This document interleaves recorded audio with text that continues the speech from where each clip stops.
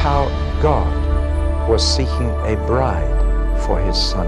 Each book is different from every other book. I'm trying to give you the keys for you to unlock it for yourself.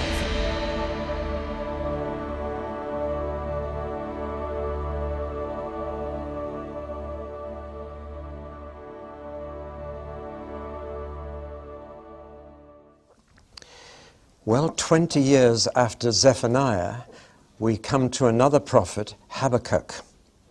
The name means somebody who embraces or hugs, or to put it in colloquial language, clinger. We'll call him Clinger, Habakkuk the Clinger. He's a man who clung to God, who dared to argue with God, who insisted on getting answers from God, but didn't like the answers when he got them. Now we're dealing with very basic, important issues again, the contradiction between facts and faith. And sometimes what we believe doesn't look like the truth, because the facts seem to be against us. In particular, again, if God is good and all-powerful, why do the innocent suffer and the guilty not suffer? Why doesn't God act more quickly? Why doesn't he do something about the mess that the world is in? And many people wrestle with these issues, but they either wrestle with these issues by themselves and keep just churning it over in their mind, or they wrestle with other people and argue with other people about it. But the best way when you've got a big problem is to wrestle with God and to cling to him until he gives you an answer. And that's what Habakkuk did. So his boldness and his sheer honesty come through in this little prophecy. I feel very warm towards Habakkuk as he argues with God. Now this little prophet, unlike Zephaniah, is full of quotable quotes. With Zephaniah, I don't think you could have given me a verse apart from that chorus about he will joy over thee with singing. But it's very different with Habakkuk. For example, I'm sure you've heard people pray, "O Lord, you are of purer eyes than to behold iniquity." Have you heard that phrase? That's straight out of Habakkuk. Though actually it's not what God said. It's what Habakkuk said. And he may not have been right, as we'll see. But other words that God did say, we quote freely, "For the earth will be filled with the knowledge of the glory of the Lord as the waters cover the sea." You must have heard that one. Or another one, "The Lord is in his holy temple, let all the earth keep silence before him." Or, "In wrath remember mercy." Sure you've heard that one. And what about, "Though the fig tree does not bud and there are no grapes on the vine, yet will I rejoice in the Lord and be joyful in God my Savior." But I suppose the most famous verse from Habakkuk that has become the Magna Carta of Protestantism since the Reformation is, "The just shall live by faith." And Martin Luther just made that one verse from Habakkuk chapter 2 verse 4 ring around Northern Europe, and it became the Marseillaise of the Reformation. But I have to say, they misunderstood it and misinterpreted it, and we shall have to look very carefully at what it actually says and what it really means. Well, now, the shape or structure of Habakkuk, again, we'll take a look at that, and clearly it divides into two parts. Chapters 1 and 2 belong together and are one half, and the other half of the prophecy is in chapter 3.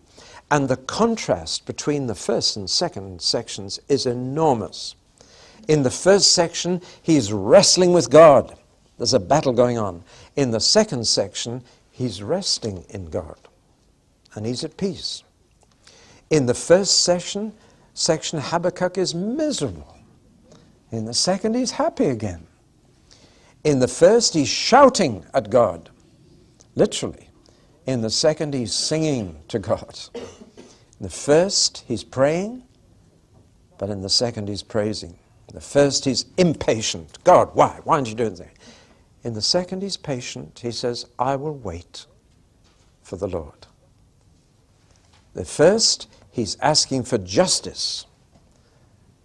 God, where's your justice? But in the second half, he says, "Lord, in your wrath, remember mercy." In the first, he's down in the dumps, but in the second, he's on a high. So what's happened to Habakkuk? something pretty big must have happened in between. He's a changed man. So what has changed him? Well, we'll have to go into the prophecy in detail to find out what's changed him. So let's look in greater detail. I've labeled the first section, Complaining Prayer. And if ever a man complained to God, it's Habakkuk. And he was honest about his complaints, and he told God exactly what he was thinking. Once again, sheer honesty in prayer. At first, he complained that God was doing too little. And then he complained that God was doing too much. You know, some folks you can't please, can you? Some folks are never happy with the way God does things. And he switches even in the argument from God, you're not doing enough, to God, that's too much. You know, it's amazing how we come to God and we want him just to fit in with what we think he should be doing. That was Habakkuk's real problem. But the second section I've called Composed Praise, because it is actually a song. And it says, set this to music.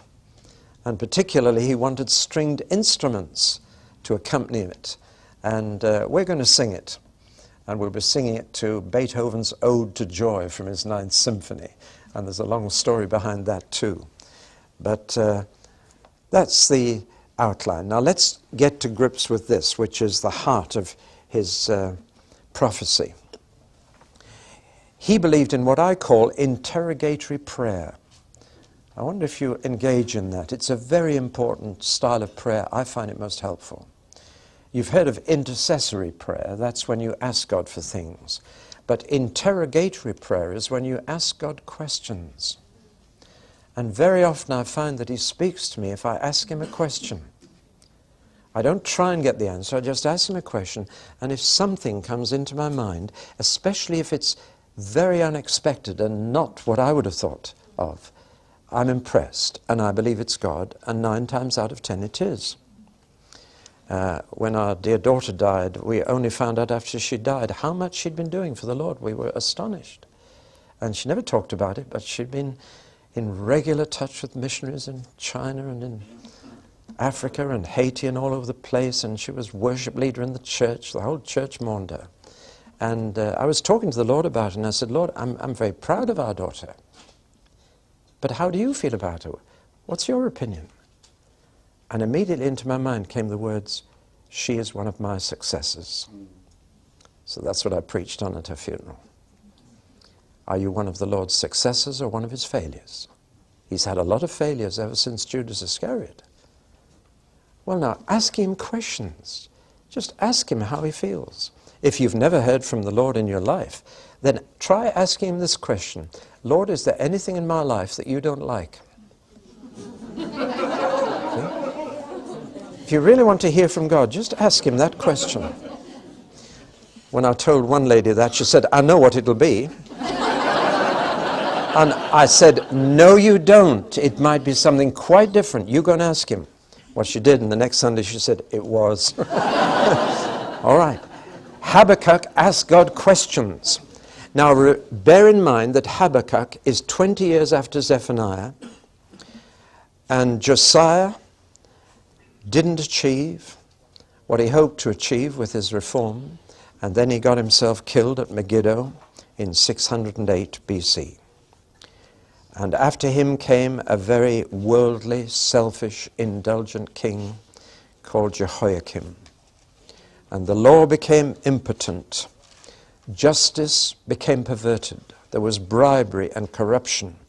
And lawlessness and oppression filled the streets of Jerusalem, God's city, until it wasn't safe to walk the streets at night alone.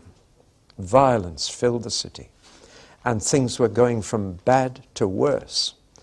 And Habakkuk had to watch all this. And he couldn't bear it. And so he came to God. And we need to remember something on the international scene as well. The Assyrians, who had taken away the 10 tribes, were now in decline. They were on the way out. So there was no strong world power now. And therefore, Habakkuk knew that God wouldn't be able to bring the Assyrians to punish Judah, because they were a declining power. and he could see no change on the political scene. And so it looked as if nothing was happening while Jerusalem went down the drain and got from bad to worse. So that's the background. And so he complained to God. He said, God, how can you stand and do nothing about all this? In your holy city, the violence, the bribery, the corruption, the fear, it's horrible. And you're doing nothing about it. Why'd you let me look at it all? You open my eyes, but you shut my ears. I can't hear anything from you. And he really let God have an earful like that. He wanted God to reverse the trends and change society and restore law and order. Does that sound familiar? I hear Christians praying for that today. Lord, why don't you reverse the trends in England? Why don't you restore law and order so it'll be safe to walk the streets again? Why don't you change society? Well, Habakkuk said all that to God. And then God answered.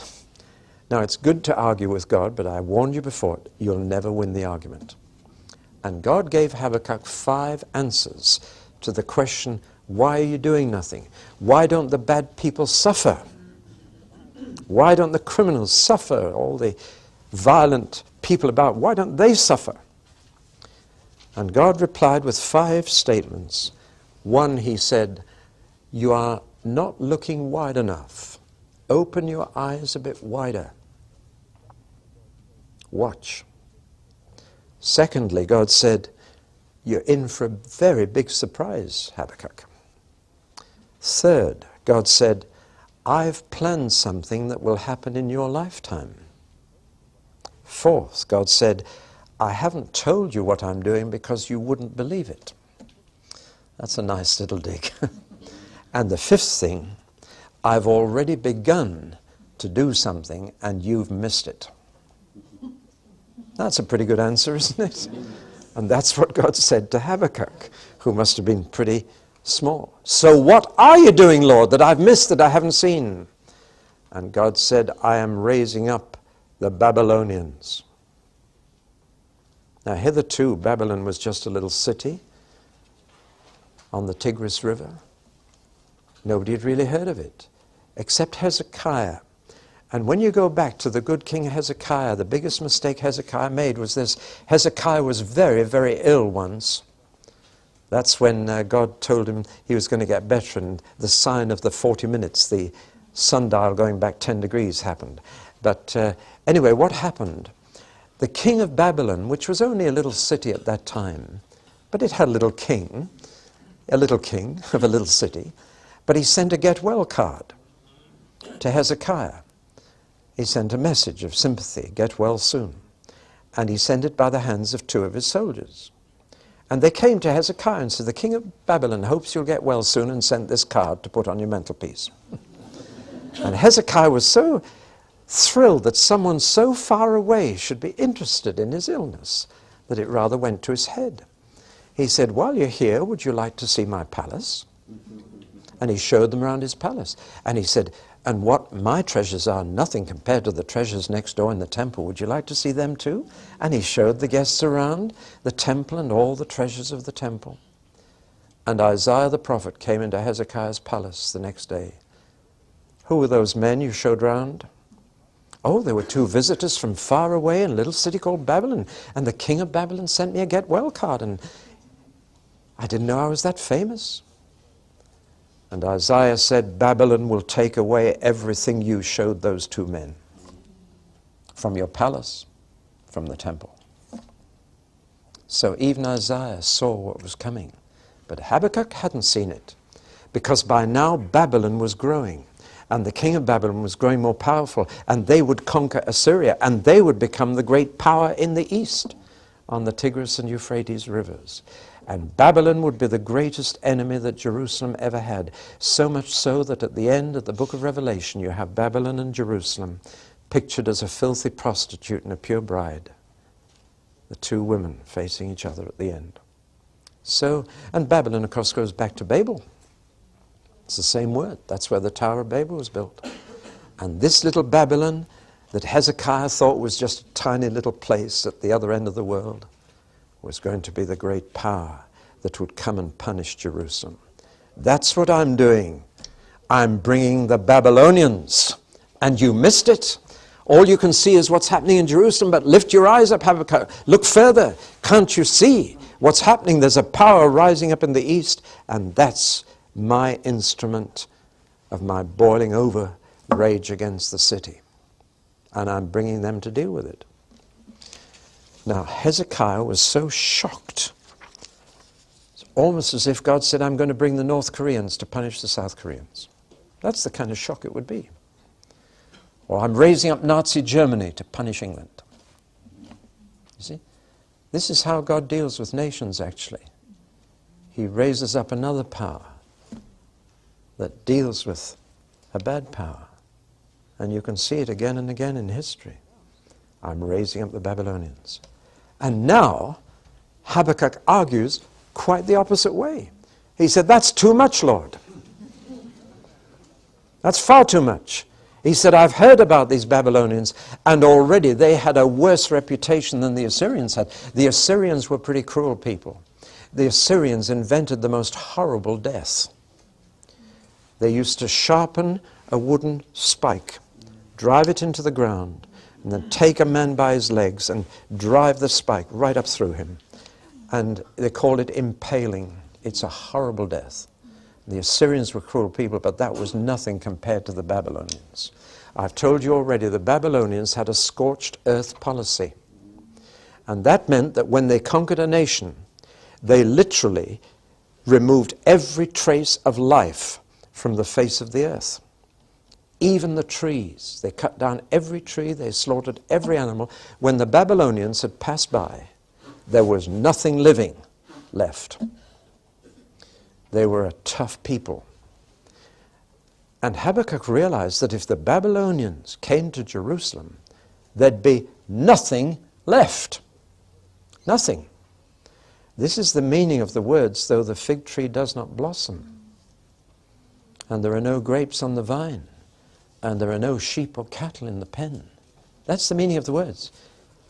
We sing those words, or we say them, and we have no idea what's behind them. But what's behind them is nothing left living. And he said, God, that is too much. If you bring the Babylonians, you realize, Lord, there are still some good people in this city. He didn't say me included, but that's what he meant. And he said, there are some righteous in this city, and they're going to die along with the wicked. That's too heavy a punishment, Lord. That'll leave nothing of your people. I'm sorry, but I'm just not having that. That is too much. And in any case, that you're using people who are more wicked than we are to punish us. And that's immoral. That's when he said, and you who are of purer eyes than to behold iniquity. That was an argument Habakkuk was using to try and twist God's arm. It's not a statement of God. That is not true of God. God is not of purer eyes than to behold iniquity. God has to watch iniquity every day. He watches every rape, every mugging. We don't have to watch it, but he does. But he's trying to say, God, you couldn't stand by and watch that happen. You're of purer eyes than to behold iniquity. To see the righteous killed as well as the wicked, you couldn't do that. Now, that's Habakkuk's argument. And again, we should be careful about quoting a man's argument as if that's God's speech. Do you follow me? Think it through carefully.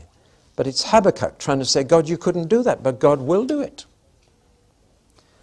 And so Habakkuk got thoroughly annoyed with God in this second part of the argument. He said, why use worse people than we are to punish bad people? That's immoral. But God has frequently done that. And he uses very bad people to punish bad people. Does that sound crazy? Well, read on. And what about the good people? There are some good people in Jerusalem still. And you know what the Babylonians will do? They don't say who's good and who's bad. They just kill the lot. And so he went up to the watchtower on the wall, and he sat there, a bit like Jonah after Nineveh. And he sat there and he said, I'm just going to watch to see if you do it. And he sat up there on his watchtower to see if the Babylonians would come. He's almost saying, I dare you to bring them, Lord.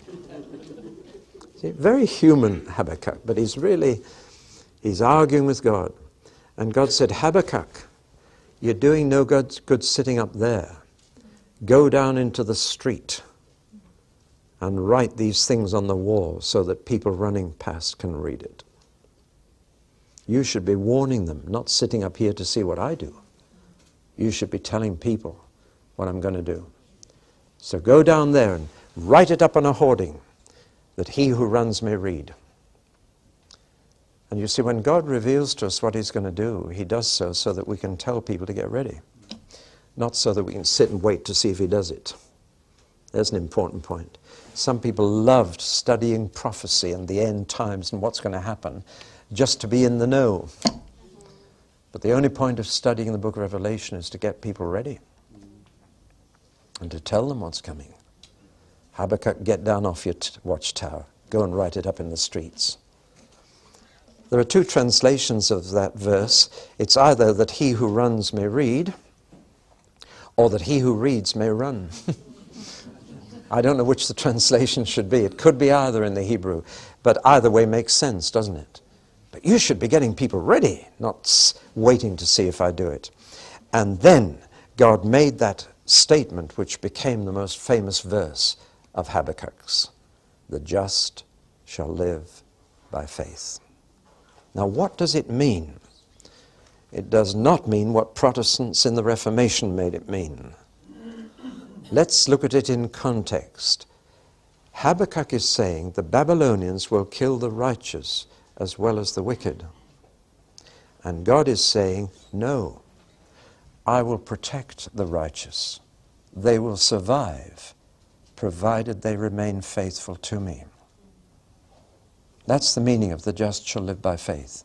It is the good people in Jerusalem will survive by keeping faith with me. And those who do.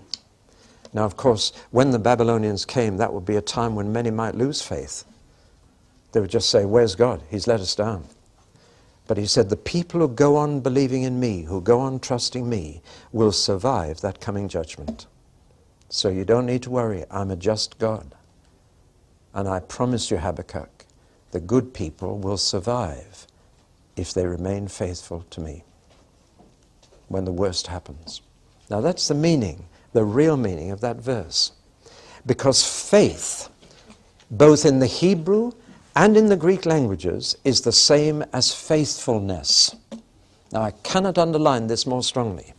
I've already hinted this from the book of Numbers and from Zephaniah. But the fact is that it is faithfulness that saves. It is to go on believing. It is to keep faith. That's what saves you. Not to have faith once, then get your ticket to heaven, but to remain faithful. To go on believing, even when the Babylonians come, even when the whole world caves in, even when everything goes wrong, then to say, I still trust him. Then you're a survivor. You're saved. Do you see what the meaning is? You see, the word faith as a noun only occurs 3 times in the Old Testament. Once here, once it occurs when it talks about faithfulness in marriage. Faith in marriage is to stay together till death do you part. That's what faith is in marriage. It's to stick it out. You know that couple interviewed on television on their 70th wedding anniversary? The interviewer said to the old boy, in all the 70 years, did you ever consider divorce? He said, divorce, never. Murder, often. And, you know, everybody was so happy because they'd had their battles, they'd had their differences, but they were still together. That's faith. And then faith is also applied to Moses when he prayed and his arms were held up by Aaron and Hur. He went on praying until the battle was won. Faith and faithfulness are exactly the same thing. The same word in Hebrew and in Greek. Therefore, when you read faith, you must read faithful as well. Do you understand what I'm saying? You cannot believe in Jesus unless you go on believing in him. Believing in him once isn't faith. Faith is going on believing in him whatever happens. It is faithfulness. It's keeping faith. I like that phrase, keeping faith with someone. It is keeping faith with the Lord that saves the righteous. See? And whatever happens in the future, right up to and including the day of judgment, those who keep faith with the Lord will be saved. Which is why in all three Gospels it says, he that endures to the end shall be saved. It's those who go on believing. Now the interesting thing is, you see, here in Habakkuk, he is told the good people will survive the Babylonian judgment by keeping faith with me. And that verse is used in the New Testament by three different writers. And always it refers to continuing faithfully. For example, Paul says in Romans 1:16 and onwards, he says, I'm not ashamed of the gospel. It is the power of God unto salvation to everyone who goes on believing. For it is faith from beginning to end. Or literally, he says, it is from faith to faith, even as it is written, the just shall live by faith. Quoting Habakkuk. In other words, it begins with faith and it ends with faith. Salvation is by going on believing. It's by faithfulness. It's by the faith that holds on, whatever happens. Or take Hebrews 10. Hebrews 10 says, we are not among those who shrink back and are lost in perdition, but we are among those who go on believing and are saved. As it is written, the just shall live by faith. There it is again. See? And always when that's quoted in the New Testament, the emphasis is on going on believing. Faith from beginning to end. Not shrinking back, but going on trusting. That's a very important point, because unfortunately, this text has now been used to suggest that if a person has believed for just 1 minute in their life, they're safe. That's a gross misuse of the text. The just shall live by keeping faith with the Lord. And I emphasize that very strongly because I'm afraid there is a lot of complacency among Christians, and they use an unscriptural phrase to support their views, once saved, always saved. I find that a horrible phrase. It's those who keep faith with the Lord who survive all the worst that happens. Keep on believing, and you will survive. The righteous will survive by keeping faith. Forgive me for spending a lot of time on that, but it's a very important point, especially since it's been picked up and made the Magna Carta of the Protestant Reformation. The just shall live by going on believing. It's the best translation. And God says, not only will the good survive by keeping faith, but the Babylonians' judgment will come. God will deal with them, and their turn will come. And now in the second half of chapter 2, there is a series of woes. Now, the word woe in Scripture is a curse. Don't ever use it. I tremble when I hear a parent say to a child, woe betide you if you do that again. That's cursing the child. And when Jesus said woe, my, that was terrible. Do you know that he said woe as often as he said blessed? Blessed are you poor, woe to you rich. Blessed are those who mourn, woe to you who laugh now. Haven't heard that preached lately. But he said woe. He said woe, woe. And you know, of all the towns around the Sea of Galilee, there were 250,000 people living on the shores of Galilee in Jesus' day, in 5 major towns. And Jesus said woe to 4 of them. He said, woe to you, Capernaum, woe to you, Bethsaida, woe to you, Chorazin. But he didn't say woe to one of them, called Tiberias. And if you go to Galilee today, you'll have to stay in Tiberias. It's the only town there is. Every other town that Jesus said woe to has disappeared off the face of the earth. They can't even find some of them now. You can see the ruins of Capernaum and a stone or 2 from Chorazin, but woe, woe. The book of Revelation has woes in it. Now, Habakkuk now says, woe to you, Babylonians. Your day will come. God will use you to punish us. But woe to you. And he lists 5 things for which God will punish them. Injustice, stealing and plundering and looting. Imperialism, taking over dictatorship of other peoples, inhumanity, their bloodshed, their slave labor to build Babylon, one of the 7 wonders of the world, their intemperance. They often got drunk. They were alcoholics. And they did terrible things when they were in a drunken orgy. Their destruction of animals and even trees. Do you know that when Israel went to war, God forbade them to cut down a single tree unless they needed it for the war? He said, you're not to fight the trees. They belong to me. Interesting, when I read about the Vietnam War and how they destroyed the forests with chemicals, I thought, God doesn't approve of that. You're not fighting trees. But the Babylonians did. And above all, their idolatry, their worship of lifeless wood and stone and metal idols. And for these 5 things, injustice, imperialism, inhumanity, intemperance, and idolatry, God said, woe! And Habakkuk announced the doom of Babylon even before she reached her power. Interesting, isn't it? So that's how God answered his argument. The good will survive and the worst will suffer. And then comes that lovely phrase, let all the earth keep silence before God. That's one in the eye for Habakkuk. But God's saying, shut up. And when he shut up, he saw the light. And that's what changed him. He stopped arguing with God, and he was quiet, and he thought about what God had said, and his whole mood changed, and he began to sing. That's where we come to chapter 3. It's the result of his meditation.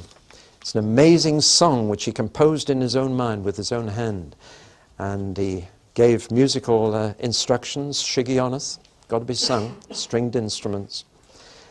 The whole change in his thinking. His argument was based on a mind that was concentrated on the present. But now he looks back into the past and sees that God did always intervene. And he looks into the future and says, he will intervene again. And I'm prepared to wait. Now, I'm going to read the version that I've written. I've tried to put chapter 3 into modern verse so that it can be sung today. Let me just read it through for you. It's rather a long song, but then the chapter's a long chapter. But this is how it goes. You've got a copy in front of you, some of you, but you listen to me reading it. Lord, your fame has gone before you from the time your arm was bared. Tales of deeds so overwhelming, even listening makes me scared.